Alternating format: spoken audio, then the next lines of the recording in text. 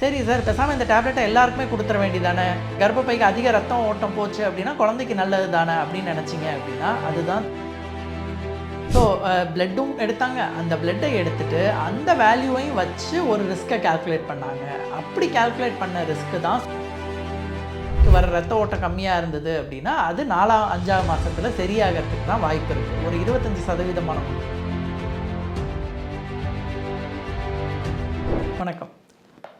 கர்ப்பப்பைக்கு வர ரத்த ஓட்டம் கம்மியாக இருக்குன்னு சொல்லி என்ன ஒரு டேப்லெட் எடுத்துக்க சொல்கிறாங்க. இதை எடுத்துக்கலாமா வேண்டாமா? என் ரிப்போர்ட்டில் ஹை ரிஸ்க் ஃபார் ப்ரீ எக்லாம்சியான்னு வந்திருக்கு, அதனால என்ன ஒரு டேப்லெட் எடுத்துக்க சொல்லியிருக்காங்க. இல்லை ஹை ரெசிஸ்டன்ஸ் இன் யூட்ரைன் ஆர்ட்ரீஸ்னு கொடுத்துருக்காங்க, அதனால் எனக்கு ஒரு டேப்லெட் எழுதியிருக்காங்க. இதை எடுத்துக்கலாமா வேணாமா அப்படிங்கிறதுக்கான வீடியோ தான் இது. முதல்ல ஒரு விஷயத்தை புரிஞ்சுக்கோங்க. வெறும் நீங்கள் வந்து ஒரு ஸ்கேன் சென்டரில் நான் ஸ்கேன் பார்த்தேன், ஹை ரெசிஸ்டன்ஸ் இன் யூட்ரைன் ஆர்ட்ரீஸ்னு கொடுத்துருக்காங்க என் 3ஆம் மாத ஸ்கேன் ரிப்போர்ட்டில், எனக்கு அதனால் டாக்டர் ஒரு டேப்லெட் எழுதியிருக்காங்க அப்படின்னா ஃபஸ்ட்டு ஒரு ஃபீட்டல் மெடிசன் ஸ்பெஷலிஸ்ட்டை போய் பாருங்கள். போய் பார்த்தீங்க அப்படின்னா அவங்க உங்களுக்கு கம்ப்ளீட்டாக ஒரு ரிஸ்க் கால்குலேஷன் பண்ணுவாங்க. வெறும் ஹை ரெசிஸ்டன்ஸ் ஆஃப் யூட்ரைன் ஆர்ட்ரீஸ் அப்படிங்கிறத வச்சு டேப்லெட் ஸ்டார்ட் பண்ணுறது அவ்வளோ சரி இல்லைங்க. ஏன்னா 70% இந்த ஃபஸ்ட் ட்ரைமெஸ்டரில், அதாவது 3ஆம் மாதத்தில் கர்ப்பப்பைக்கு வர ரத்த ஓட்டம் கம்மியாக இருந்தது அப்படின்னா அது 4ஆம் 5ஆம் மாதத்தில் சரியாகிறதுக்கு தான் வாய்ப்பு இருக்குது. ஒரு 25% தான் சரியாகாது. ஸோ அதை வச்சு மட்டும் எந்த ஒரு ஃபீட்டல் மெடிசன் ஸ்பெஷலிஸ்ட்டும் உங்களுக்கு மாத்திரை எழுதி கொடுக்க மாட்டாங்க.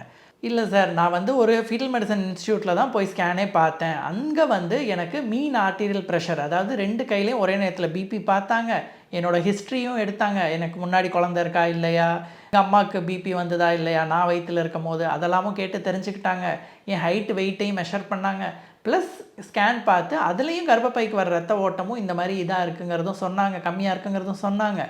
இதுக்கப்புறம் பிளட் டெஸ்ட்டும் பண்ணாங்க, அதையும் பண்ணி அதுலேயும் ரிப்போர்ட்டில் வந்து வந்த வேல்யூவையும் எடுத்து எல்லாத்தையும் சேர்த்து ரிஸ்க்கை கால்குலேட் பண்ணாங்க, பண்ணி எனக்கு வந்து மாத்திரை போட சொன்னாங்க.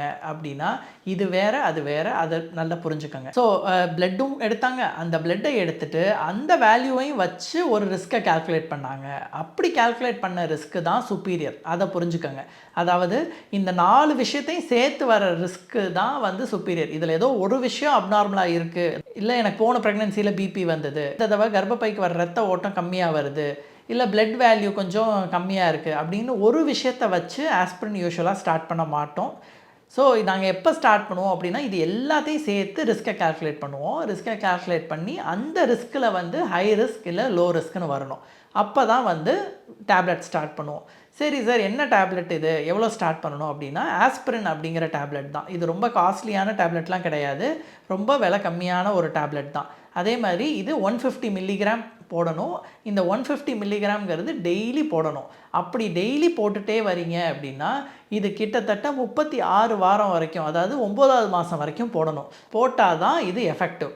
சரி சார், இது யாருக்கு அப்படிங்கிறது தான் இத்தனை நாள் நான் ஒவ்வொரு சீரீஸாக இந்த வீடியோஸ் போட்டுட்டு வந்தேன். இது பாகம் 4. நீங்கள் 3 பாகம் பார்க்கல அப்படின்னா அந்த 3 பாகத்தை பார்த்தீங்க அப்படின்னா நான் எதை பற்றி பேசுகிறேன் அப்படிங்கிறது உங்களுக்கு புரியும். ஸோ ஃபஸ்ட்டு வந்து இந்த ரிஸ்கெல்லாம் கால்குலேட் பண்ணி இவங்க ஹை ரிஸ்க்கா லோ ரிஸ்க்கா அப்படிங்கிறத கண்டுபிடிச்சிருவேன்.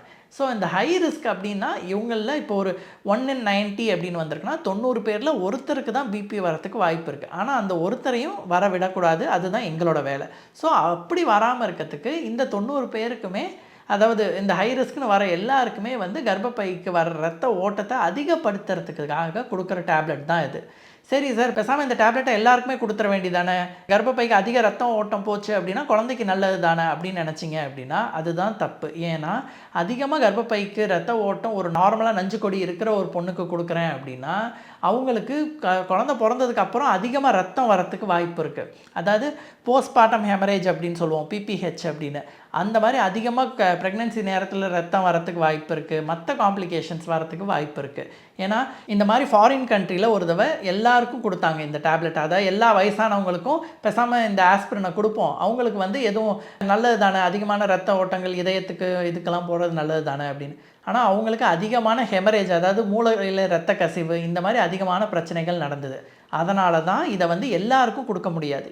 யாருக்கு கொடுக்கணும் அப்படின்னா யாருக்கு ஆல்ரெடி கர்ப்பப்பையில் ரத்த ஓட்டம் கம்மியாக இருக்குது, மற்ற காம்ப்ளிகேஷன்ஸ் இருக்கோ ஸோ அவங்களுக்கு தான் இதை கொடுக்கணுமே தவிர எல்லாருக்கும் இதை கொடுக்க முடியாது. அதே மாதிரி எல்லாருக்கும் கொடுக்கறதோட இன்னொரு பிரச்சனை என்னென்னா, இது ஏதோ சாதாரண சத்து மாத்திரை அப்படின்னு நினச்சிட்டு பாதி பேர் இதை ஒழுங்காக எடுக்காமல் போயிடலாம். அதனால் இந்த மாத்திரையை யாருக்கு கொடுக்கணும் கொடுக்கக்கூடாது அப்படிங்கிறது உங்கள் ஃபீட்டல் மெடிசன் ஸ்பெஷலிஸ்ட் பார்த்து முடிவு பண்ணிடுவாங்க. ஸோ அவங்க பார்த்துட்டு இந்த ரிஸ்க் கால்குலேஷன் பண்ணி பார்த்து சொல்லுவாங்க, நீங்கள் ஹை ரிஸ்க்கா லோ ரிஸ்க்கான்னு. ஹை ரிஸ்க் அப்படின்னா தைரியமாக இந்த மாத்திரையை எடுத்துக்கங்க. இதால் வர காம்ப்ளிகேஷன்ஸ் வர ஃப்ரீக்வன்சியை விட உங்களுக்கு கர்ப்பப்பைக்கு வர்ற கம்மியான ரத்த ஓட்டத்தில் வர காம்ப்ளிகேஷன்ஸ் வரத்துக்கான வாய்ப்பு தான் அதிகம். ஆனால் இதுவே உங்களுக்கு லோ ரிஸ்க்குன்னு வந்திருக்கு அப்படின்னா நீங்கள் இந்த மாத்திரையை எடுத்துக்கணுங்கிற அவசியம் கிடையாது. ஸோ அதுவும் உங்கள் கைனகாலஜிஸ்ட்டையும் சரி ஃபீட்டல் மெடிசன் ஸ்பெஷலிஸ்ட்டையும் பார்த்து நீங்கள் என்னங்கிறது டிஸ்கஸ் பண்ணி புரிஞ்சுக்கலாம். ஸோ இதை பற்றி தெளிவான புரிதல் உங்களுக்கு வந்திருக்கும்னு நினைக்கிறேன். ஏன்னா இது ரொம்ப காம்ப்ளெக்ஸான டாபிக் தான். ஸோ இதை பற்றி இன்னும் உங்களுக்கு தெளிவாக தெரியணும், இல்லை என் ரிப்போர்ட்டில் வந்து ஹை ரெசிஸ்டன்ஸ்னு வந்திருக்கு, இல்லை எனக்கு ஹை ரிஸ்க் ஃபார் ப்ரீ எக்லாம்சியான்னு வந்திருக்கு அப்படின்னா முதல்ல ஒரு ஃபீட்டல் மெடிசன் ஸ்பெஷலிஸ்ட்டை போய் பார்த்து ஒரு கவுன்சிலிங் அட்டென்ட் பண்ணுங்கள். அவங்க உங்களுக்கு தெளிவாக சொல்லுவாங்க. இல்லை சார் எனக்கு உங்ககிட்ட பேசணும் அப்படின்னு நினச்சிங்க அப்படின்னா இந்த நம்பருக்கு காண்டாக்ட் பண்ணுங்கள். என் அசிஸ்டண்ட் உங்களுக்கு ஆன்லைன் கன்சல்டேஷன் அரேஞ்ச் பண்ணி கொடுப்பாங்க. Thank you so much for listening.